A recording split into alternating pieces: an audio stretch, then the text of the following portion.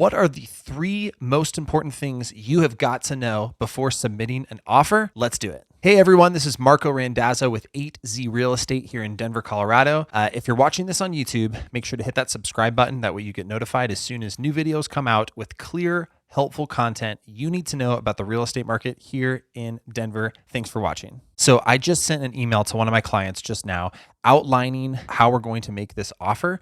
And as part of my buyer process, what I do when I send the offer to them is I make it very clear what the 3 most important elements are that they need to be aware of. And it basically summarizes the important parts of this contract. This is important because the contract to buy and sell real estate in the state of Colorado is 21 pages long. It's long, it's tedious, there's a lot of lingo in there. As part of my process, what I do is when I send that, I summarize the bullet points of the most important things that client has got to be aware of. And when they are clear on these things, it is much easier for a client to have control over the decisions, the 3 most important things, which we're about to talk about right now. And when they do that, they're confident in them. That is part of my buyer process. It's very important. It makes for a much smoother experience for everyone. So here we go. Number 1, money. This is the big one. This is what everyone cares about, okay, is how much is the price? What are we offering? Obviously, we've already talked about this prior to us putting this email together and we're about to submit the offer, but it's very clear. What is the purchase price? Other parts of the money equation are what is the earnest money, okay?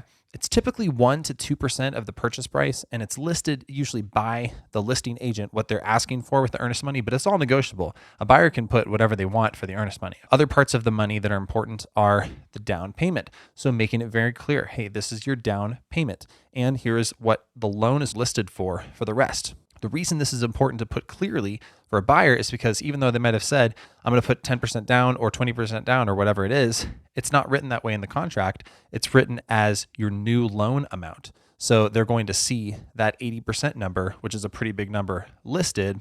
And it's important that they know it's coming from the inverse of their down payment. So we've got price, earnest money, down payment. Those are the big ones when it comes to the money. Okay, so that's number 1. And obviously, if you're a cash buyer, that loan amount is not going to be there. So it's just going to be your down payment, and the rest of it is your cash to close. Keep in mind, the cash to close is your earnest money plus the rest of the money to buy that home. This is separate from your closing costs, which are fees to the title company, fees to process your loan if you are a loan contingent offer, an appraisal if you're a loan contingent offer, some prepaid taxes, insurance, fees for the HOA, all of that gets wrapped up into your closing costs number. It's going to be separate from your actual purchase price of the home. Keep that in mind. The second thing is terms. Okay, so you have the price, which obviously that's very important, but you have all these terms of the contract that are also very, very important. So a contract could have a good price, but very poor terms, like weak dates, weak terms all throughout. That's not necessarily a very good offer, versus a contract could have a price that's maybe not super strong. Let's say a home's been on the market for a little bit and you're going to try to kick them on price and negotiate the price down, which is fairly common these days.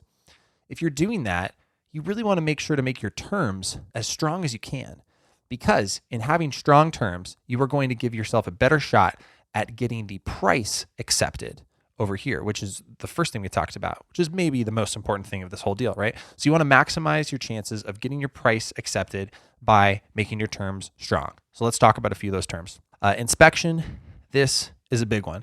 You want to have your inspection ideally have some limited language in it. So the language that I use from all of my buyers, if you're going to do it this way, is buyer will limit their inspection objection to health, safety, and major systems only.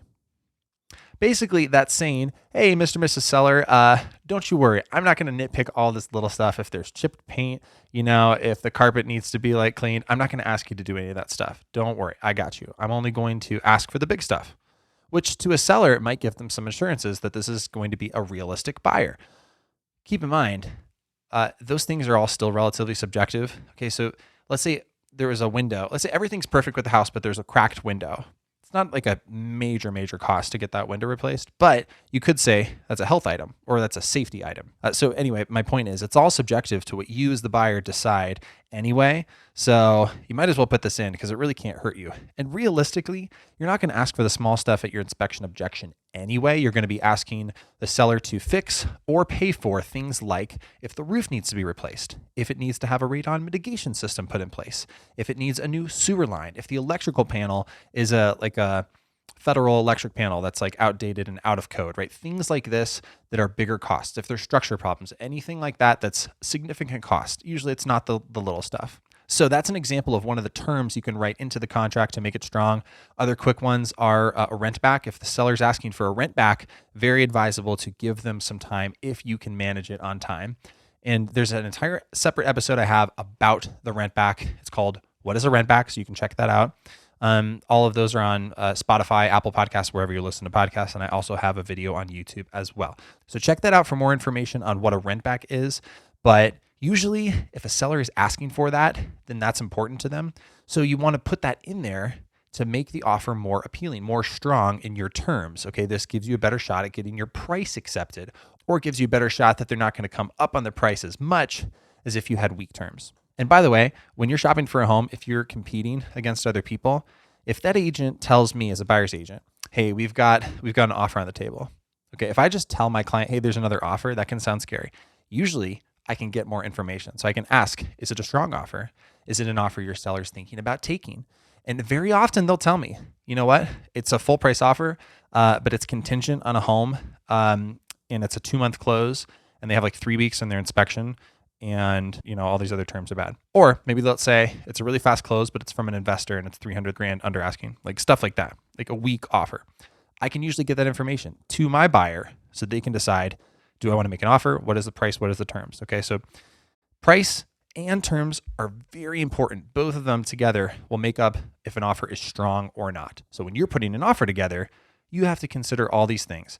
And the more you have clarity on what these things are, the more you will be able to be in control of making a good decision. Okay, so that's price, the first thing, and terms, the second thing. The third thing is dates. Okay, so how fast is this contract going to close? If you're a cash buyer, you can close a contract in 2 weeks. I once had a buyer who closed in cash in 6 days. That was a unique situation. You can do it that fast, but typically with a cash buyer, you want to give 2 weeks for closing. It gives you time to get the title work in and check that out. Review any documents about the HOA if there is one, do your inspection, negotiate on that if you need to, all that stuff. You don't need to be contingent on your loan closing. You don't need to be contingent on appraisal. You can just skip all that stuff and close. So about 2 weeks is typical for a cash buyer. Most lenders can close a conventional loan in about 3 weeks. And if it's an FHA loan, those are usually more like 4 weeks. And if it's a first-time homebuyer program that a client is using, sometimes they have like a 30-day requirement, so it might be a little bit longer. So the timing is very important for these dates, okay, because a seller usually wants to close as fast as you can. So that's the first date that they're looking at. The other dates they're looking at, and this is a long table of dates and deadlines in the contract. So you're looking at how tight are these dates. So if you have a contract that closes in 3 weeks, but you're not going to reply to the objection until 18 days, that's a bad timeline, okay? You usually want to have your inspection objections set for like 5 to 7 days after you go under contract. You want to tell that seller, look, I'm going to get in, I'm going to do my inspection, we're going to figure out if we're good to go or if we're going to object pretty quickly. That makes a strong contract. That makes the offer better for you as a buyer, better chance they're going to accept your offer. There's lots of other dates that we could talk about. There's inspection dates. There's also title dates, dates for an appraisal if you have one, dates for when you're going to get the HOA documents. If it's a land deal, you put dates in there for the survey. There's all these dates and deadlines that are important, but this is the third factor that really makes up if an offer is strong or not. So all that to say, wrapping it all up, a seller is going to be looking at not just your price, but also your terms and the dates and deadlines. All of this together makes your offer. All right, that was it. I hope this was helpful to help you understand what it looks like to make an offer. And I hope it gives you some clarity on the 3 most important factors you need to be aware of before submitting an offer. And as part of my buyer process, I've discussed all of this leading up to making an offer with my clients. It starts with a buyer consultation, which is very important. And we continue talking about all these factors as we go through the process, getting them on the MLS, narrowing things down. And then they go drive around the areas, make sure they know which areas work for them. When we actually go out and do showings, we're talking about the comps in the neighborhood, the price that they're considering offering on, what's going to make a strong contract with the terms and the dates. How is this all going to work together? This way, when they approach making the offer, they have a full picture of what's going on and they are set up for success. That is the entire goal. That's really what I do, is give people their options and make them clear. Then they're in control of the decisions and they're confident they're making the right ones for them. All right, that's it. Thanks for checking out this video. Have a good one.